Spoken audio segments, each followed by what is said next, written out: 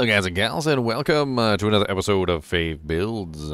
Today we're going to be going over another build that I had fun with on previous seasons, and this was the GGM Spicy Arrows, also known as an Enchant Sorceress.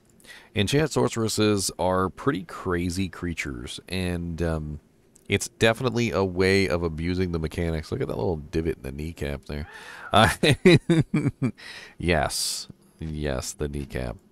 So, how do you build an Enchant Sorceress? What is the Enchant Sorceress about? How well do they work? Why is it one of my favorite builds? And I think the reason why it's one of my favorite builds is just simply because it's so out of the ordinary. You don't really play the Sorceress the right way. You're a Sorceress that literally uses a friggin' bow, for goodness sake. And why are you using a bow? Well, the reason why you're using a bow is because why not use a bow? That's the question. I think I need to snatch a piece of gear real quick, but we'll keep talking.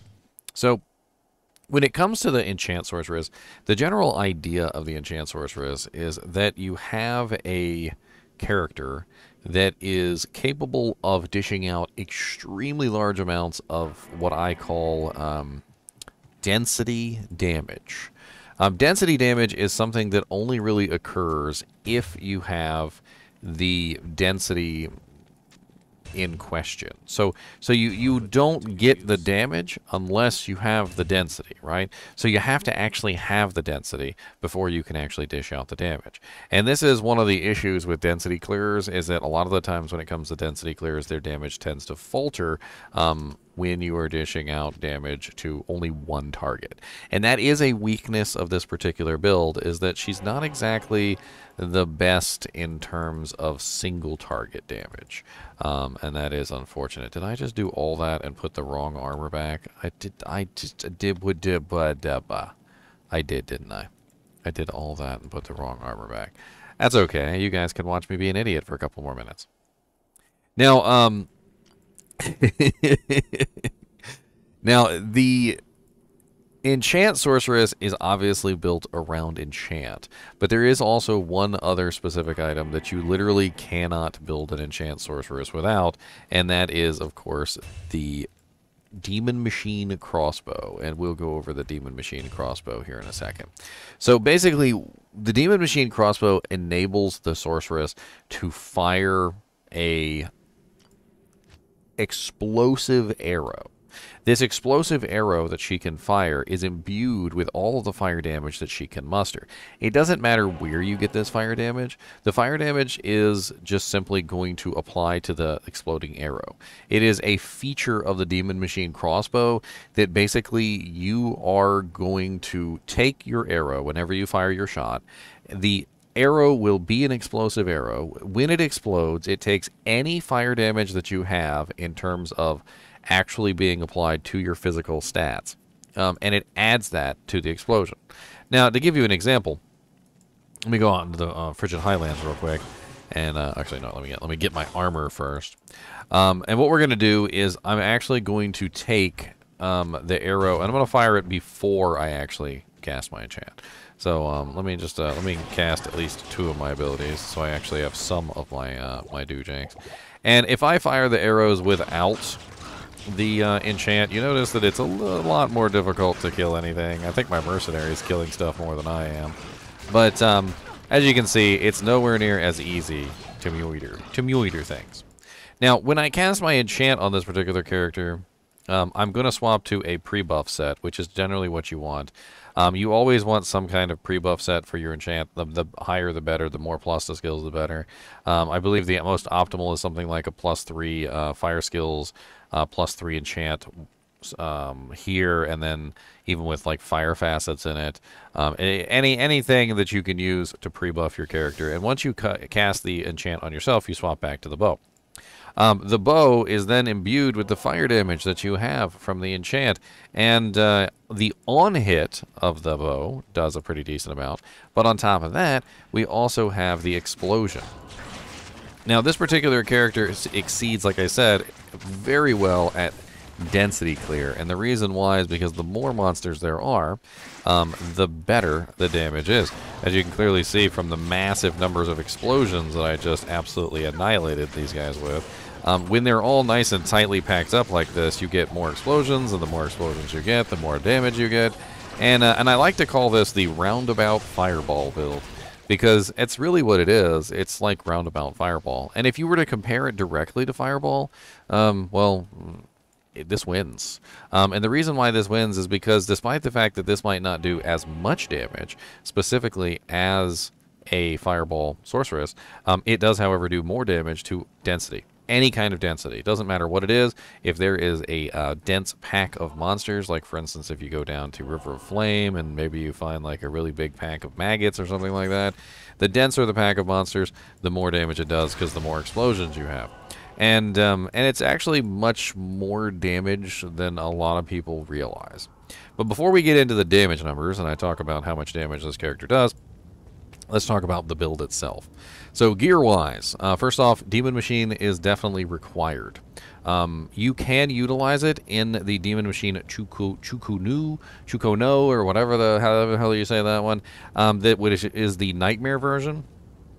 It does have lower requirements if you use the Nightmare version. However, I will say this. If you use the Nightmare version and you don't upgrade it to the Hell version, you're going to be missing out on a pretty large amount of physical damage. The physical damage can be utilized for life and mana leech, and as you can see, I'm missing both my rings. I must have stolen everything from this character at some point. I'm pretty sure she would have had a Ravenfrost, and I'm not exactly sure what her other ring would have been. Probably a dual leech ring. Off the top of my head, let's just throw like a leech ring on there or something. I mean, we could have also thrown just about any other ring in that slot. Like, it's not too ridiculously important. Like, I could have thrown a mana leech ring there to give myself some mana leech since Chains has the life leech already. Basically, the reason why you want to go with the Demon Machine versus the Chukono is that, well, it's more physical damage, and more physical damage means leech, and more leech means more life and more mana. Now, because you are going to be utilizing Energy Shield on this particular build, as you can clearly see here, I have Energy Shield set up. Having life and mana leech on this allows you to sustain your life and your mana more easily, meaning that when you fire your bow at your targets, you know, wherever you happen to be, you're going to be stealing that life and mana back with each shot, which is definitely very nice. Which is why you want to make sure you have enough attack rating that you're actually hitting the targets, because hitting the targets means you get that life and mana leech. And speaking of mana, there's pretty much no mana requirement whatsoever on this particular character. You don't need to do pretty much anything when it comes to mana. You get the small pre-buff in the beginning, which is doom, doom, doom. And then you switch back to your main attack, and that's it. You can teleport, of course, if you want to, because you are a sorceress and you have that privilege, so you don't need an Enigma or anything to enable that, which means that you are basically an exploding arrow Amazon that actually has teleport. So for this particular build, I ended up going with a Flickering Flame for the head, of course, because I want the plus fire skills, I want the negative enemy fire resistance. I do have a +2 Sorceress Amulet here with Mana Leech on it, and also all resistances. The Mana Leech is actually surprisingly good. And honestly, you can find some pretty sick Sorceress Amulets that have like dual leech and things like that on them. And since you are actually firing a physical attack and you are actually leeching and stealing mana and life, it's definitely nice to have some of that. For the boots, I ended up going with Samstorm Strex because I did have an issue with poison resistance, as well as just in general dying to poison on a regular basis, and that has to do with the fact that Energy Shield does not block poison, so I did want higher poison. You could go with another option here, maybe, you know, I don't know, put some Gore Riders on here if you want some open wounds and some Crushing Blow or something, or maybe you could go with a bunch of different things. I ended up going with this one in particular. Ravenfrost, of course, for the Cannot Be Frozen, but also for the attack rating, because you do actually want to be hitting the targets. Razor Tail, because you need the Pierce, and this is very important. Without the Pierce, you don't have any damage. You get 66% piercing on the Demon Machine, and you get 33% piercing on the Razor Tail, so you need those two in combination to give you the 99% pierce, which is going to give you the bulk of your damage. For the next ring, you can use a dual leecher with all res and things like that. That's what I would recommend. A very nice dual leech ring. You could also potentially use a Soge here with relatively good effect. In fact, I think I might have a Soge sitting in my stash. although I'm not entirely sure. But it's a decent option because, number one, it will give you more enchant when you enchant your items. It'll give you more to pretty much all of your skills, which is certainly not a bad thing. And you probably don't have one here. You could also choose a Nature's Peace, which would be an interesting choice, giving you the slain monsters rest in peace, so you don't have to worry about anything coming back to life. Also, not a bad option. And honestly, when it comes to Mana Leech, because you are utilizing your energy shield, Mana Leech is huge, especially if you build it correctly, because it's going to give you the ability to survive better. For my Mercenary, I decided to double dip. And what do I mean by double dip? Well, I decided to give her the enchant as well, and take advantage of the fact that she also has the ability to fire an exploding arrow. So the Mercenary also has exploding arrow as a native skill. And I set her up with a mist bow, specifically so that she could get as many plus to skills as she possibly could. I also set her up with a bone flesh, so she had lifesteal and a cure crown. This is a very basic setup. But because she fires explosive arrows as well, she can actually dish out the same kind of damage that I can dish out. But to be honest with you, she does it for free. Like, she doesn't need to have much of the other stuff. Now, she doesn't get my full enchant. She only gets part of it. As you can see, she only has 4,544, which my enchant gives her 3,153 of that. But you'll notice that she actually dishes out some pretty serious damage with her fire explosions too. And this is what I mean by double dipping, because I'm an enchant sorceress. I figured, you know what, why not have her be an enchant bow girl, so that she's also putting out those same ridiculous explosions, and I can double dip on the enchant, getting the most usefulness out of it. So in most situations, I can break the immunities, so I don't really care about that anyway.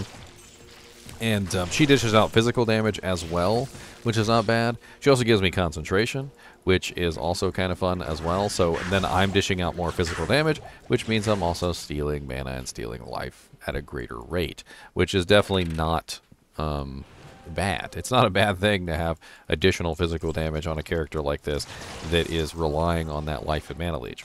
If you take a look at my life and mana, by the way, you'll notice that I have 721 life and I have 679 mana. I'm also not running optimal energy shield. I'm only running a 67% absorption energy shield. So about half of all, or a little over half of all damage goes to my mana instead of my life. Which means that my life is basically about double what you see here, so it's equivalent to about 1,600 actual HP, because whenever I take damage, more than half of that is actually going over to my mana pool instead. And because I'm life and mana leeching all the time, I can keep my life full, and I can keep my mana full pretty much all the time. So it works out pretty darn well.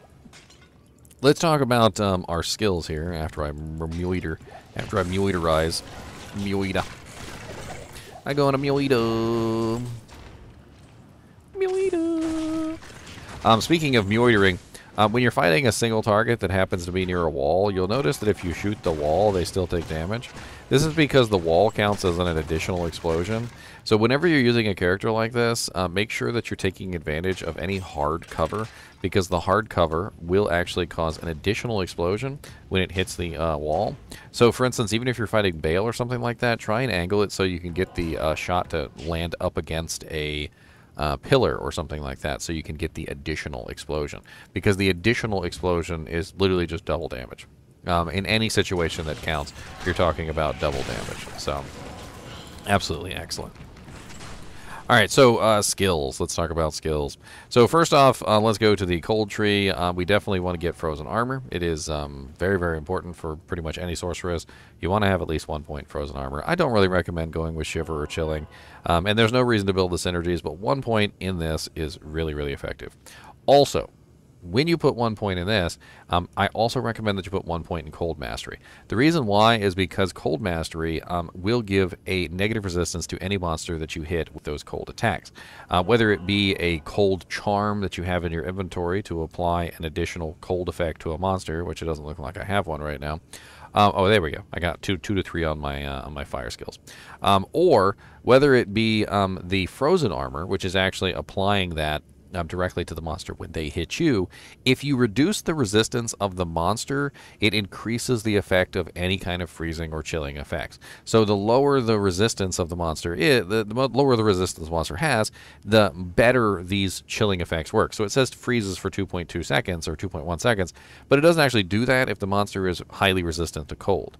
However, if you put 1 point into Cold Mastery, it makes Frozen Armor much more useful and much more powerful, and it also makes any chilling effects that you might have on your attacks also last longer. This is very important when it comes to a character like this who is not going to be the strongest in terms of melee. Obviously you don't want to be in melee on this girl, and if you do happen to get hit by something, for instance, like this character, and they get chilled, you want to make sure that that chill lasts for as long as possible because it works very well defensively. Second is the Lightning Tree. We do put 7 points in Static Field, and the reason why we do this is so we just have a really easy way to static down monsters. This helps a lot in higher player counts, so that when we are in a group of monsters, we can run in, we can just tap our static button a couple times, bringing everything down to half. Now, as you can see in Players 1, I don't really need it, so I don't really need to do this in advance, but it's actually quite easy to throw a couple statics up and cause the entire group of monsters to be at basically half health relatively quickly. As you can see, it only takes like 4 statics or 3 statics, and then everything is at half health. And you can, since I put quite a considerably large number of points into it, what I found out was I was able to basically static the entire field. And it's very important, I think, for static, if you're going to use it on this kind of character that really doesn't need to be in the melee range, as we were talking about earlier. You really don't want to be in the melee range. You kind of need it to be at a further distance. The further away that it is, the better. And I'm not sure why I'm not wearing my Mage Fists. I'm pretty sure that Mage Fists are a big part of this build, although the additional attack speed is definitely nice. You can swap back when after you pre-buff. So that way you have, 12.6 yards on static field in its current state, and the whole entire purpose is to be able to static, an entire room like this, back up, and then fire a shot and everything dies, which is absolutely excellent. I also obviously put 20 points into telekinesis, because if you are going to use energy shield, you want to have the highest transfer rate. So my current transfer rate for energy shield with the level 20 telekinesis is a 75% mana consumed per damage, which means that I'm actually getting more than what my mana states. So it says I have 679 mana, but because for every 1 point of damage I'm only taking 0.75 in actual mana, it actually makes my mana much higher than what it actually states. Now, because I'm not actually using my mana all that much, I didn't build my mana pool extremely high. It's really just a way for me to make this character tanky without necessarily like going too far into things. And as far as energy shield goes, I only put 1 point into it. I actually did not want it to completely consume my mana pool because I wasn't going to completely build that in the first place. And as you can see, I even have 6 points left, and I'm not exactly sure what to do with all my last 6 points.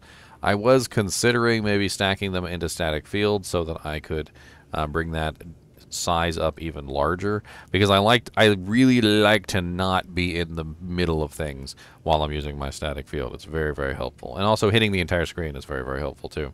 I could also put some more points into energy shield, but as you can see, even with plus the skills, I'm sitting at level 14, which is 67%. So if I put too many points in here, it's going to absorb all my mana, and I don't necessarily want to do that.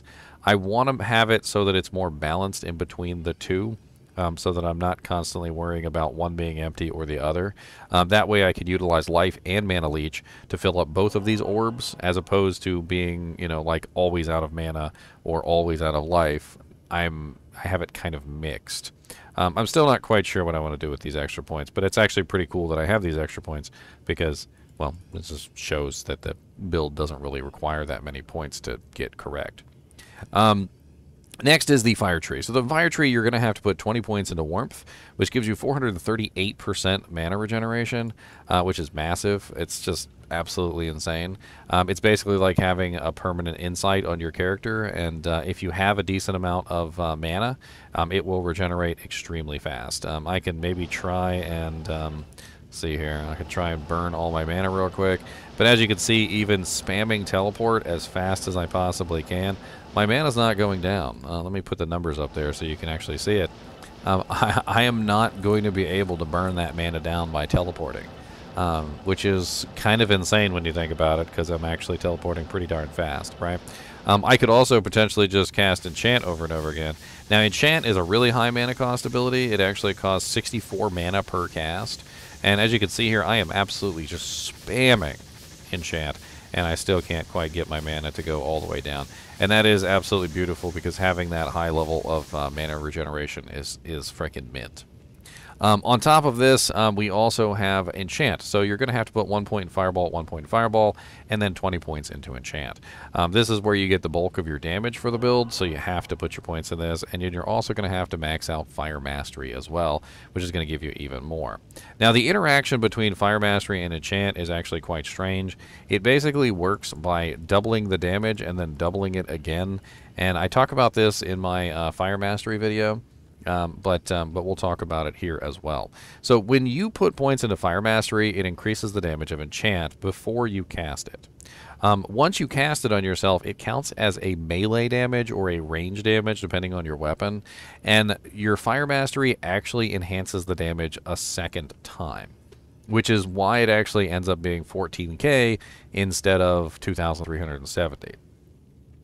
Or, for instance, when I swap over, 3,153. So if I cast the Enchant on myself, I get the 3,153 damage, and then the Fire Mastery actually modifies it again with another 303%.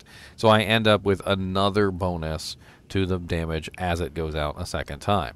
On top of this, because the Exploding Arrow applies the damage in the explosion, as well as on hit, it doubles it a second time.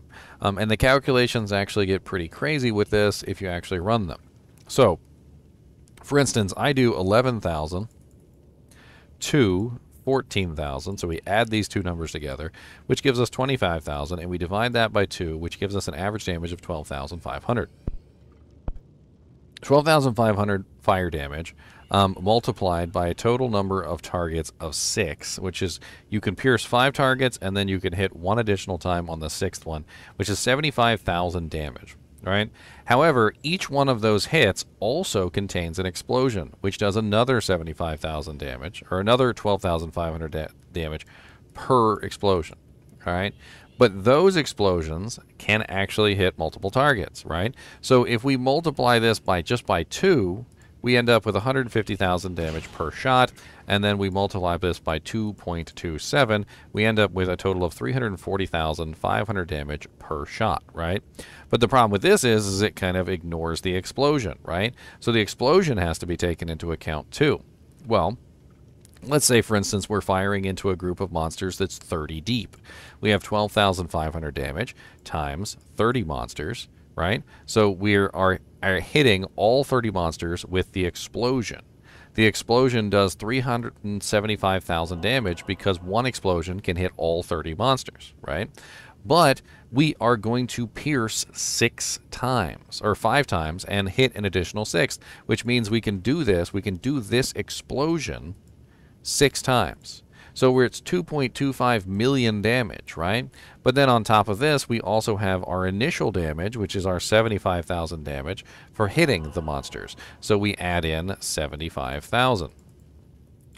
Then we multiply this by 2.27, which is our number of attacks per second, which is a total of 5,277,750 damage per second in a pack of 30 monsters, like, for instance, the cows. The smaller the pack, the less the damage. The bigger the pack, the more the damage. And when you have a single target, that's when you're at your lowest damage output. This is a downside of the build, and it basically revolves around the fact that, well, you just really can't get as much damage out of this build when you're just shooting at a single monster. So when you're fighting something like Uber Diablo or something like that, it is a little painful. I'm not gonna lie. It's a little rough when you're fighting Uber Diablo, and it's just because he has so much HP, he regenerates so much, and obviously he does so much damage. So when you're trying to kill Uber Diablo with a character like this that is very good at density clearing, but not very good at so much the single target damage, you're going to run into some issues. But this character is actually exceptionally good at farming. I'm actually kind of surprised at how good she was at killing many different targets. You could obviously work in Magic Find in this particular build if you wanted to. You could replace the armor obviously with something like maybe Scalder's Ire, which wouldn't be a bad choice. You would lose a little bit of life leech here, but you could pick that life leech up with a ring. You could utilize Magic Find Amulet for sure. Being a sorceress, you could very easily do the 3-piece combo. The Towels 3-piece combo, so something like the armor, the amulet, and the belt would be a good choice, and that would get you a pretty decent amount of plus to skills, as well as a pretty decent amount of Magic Find that you could utilize for this character. Honestly, there's a lot of ways you can run this build, but in general, when it comes to this character, it's very easy to set this character up for Magic Finding. It's very easy to build this character in general. You don't necessarily even need the Chains of Honor. So you're really just looking at a Demon Machine Crossbow, some Fire Skillers, a Fire Sunder, of course. You definitely need the Fire Sunder. And then you could need a Flickering Flame, which is basically what? Paul Vex. A Razor Tail, a Raven Frost. There's really not a whole lot of ridiculously spicy items in this character. And even the Chains of Honor could easily be replaced with another plus to skill piece of equipment. You don't necessarily have to use this one. I think that pretty much covers Spicy Arrows, the Enchant Sorceress. If you're looking to build this particular Sorceress, I mean, I've gone over pretty much everything that I did with her, including the choice of Mercenary, Mercenary's equipment, skills, items, so there you have it. As always, I do appreciate you guys and gals watching my videos, even when we're just going over something silly like the Spicy Arrows Enchant Sorceress. And as always, keep watching.